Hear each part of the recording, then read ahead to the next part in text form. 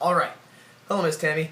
All right. So this is Samuel Lester, and what I learned in my reading for today, or tomorrow, because today's Wednesday, is in the beginning of lesson 2.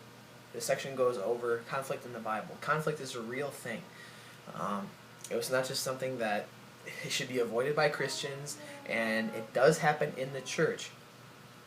There's many examples of conflict within the Bible, within the history of the Bible, starting right from creation, even before creation, when Satan rose up against God, leading a rebellion of angels against him. Further on, first conflict when Adam and Eve were created. After they were created, they took the fruit that was forbidden, and that God said, "Do not eat of the knowledge of the tree of the knowledge of good and evil." And we were all of a sudden separated as humans from the Lord, and that created a gap between us and God. And all of a sudden, our personalities, God is holy. This difference of behavior. God is righteous and upright in all things, and we are sinful human beings. Now, further on, also, there's many other examples. One I'll act out even right now of Jesus and his disciples arguing about who's better. Like Peter is over there in one corner.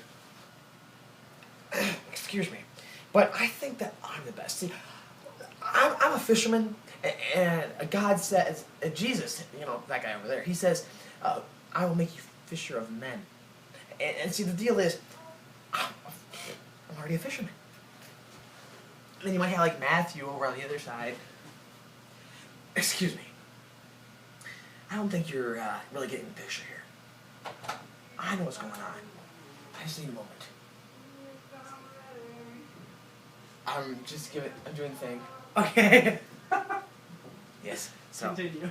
All right. Sounds good. Let's try Judas.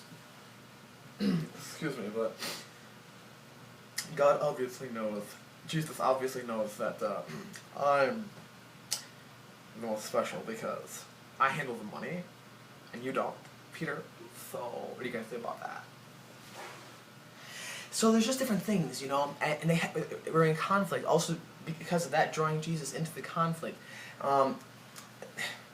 Jesus turning the chairs over, when he came to the temple, when money changers were doing things that were incorrect. They were charging more for people that are coming from people from outside areas, charging more for sacrifices, and it was very bad business. People weren't just allowing people to worship the Lord through sacrifices at that time in a way appropriate. They were charging them, trying to make money instead of just covering the cost. And let's see. Oh, I wish I had a little more hair right here, Miss Tammy. And one more thing. There's also this really good conflict. Well, no conflict is necessarily awesome, though it helps us grow. Not necessarily the case for, what's their name? Ananias and Sapphira, when they were lying about how much money they gave.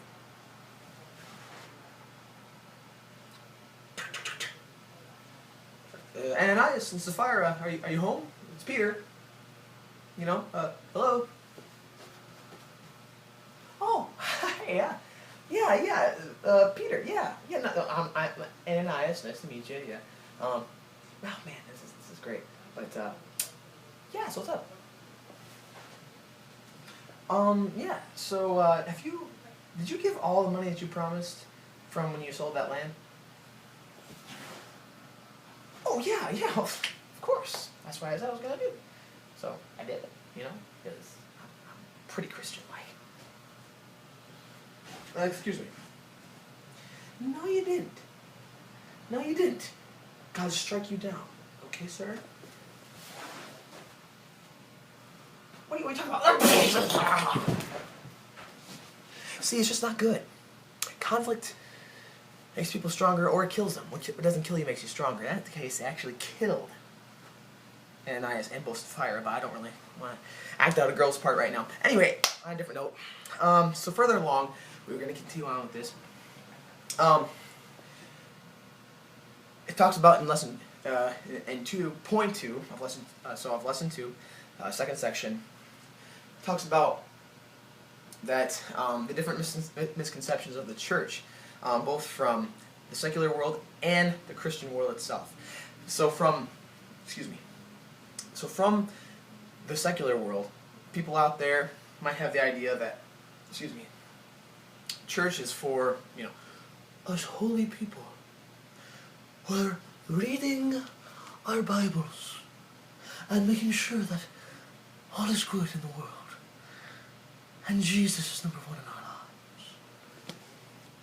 lives. Or rich people, making bank. That was an example given by the author. There's also people who have misconceptions about